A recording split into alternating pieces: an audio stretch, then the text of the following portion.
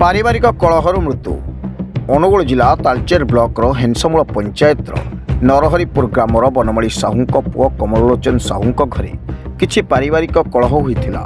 किछि समय मध्य परिवार भितर शांति श्रृंखला हुई बुझामणा होइथिले। तापरे कमलोचन खाइके ड्यूटी मध्य जाइथिले। पाखरे थिबा भुवनेश्वरी कोयला खଣି माइन्स से फास्ट शिफ्ट ड्यूटी सारी आउ घर को फेरी नथिले। एते समय हेलानी काहेकि घर को फेरिले नहीं बोली परिवार लोके तांको पाखको फोन करथिले, हेले से फोन उठाई नथिले। तांको घरे परिवार लोक व्यस्त होई पड़िथिले।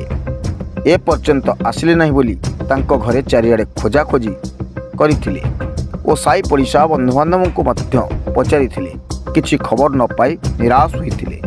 सबुआडे खोजु खोजु पाखरे थिबा घंटपड़ा निकटस्थ ट्रेन लाइन क्रॉसिंग रु कमलोचन को मृतदेह मिलिला। परिवार लोक देखिला बेलू गंडीर मुंड और हाथ अलग हो ट्रेन लाइन में पड़ी कौन सी कारणरू आत्महत्या होइछि बोली सूचना पाई तालचेर हांडीधुआ पुलिस आसी तदंत आरंभ करिछि। अनुगुल जिला बंरपालू घनश्याम नायक रिपोर्ट, स्टार 1 टीवी।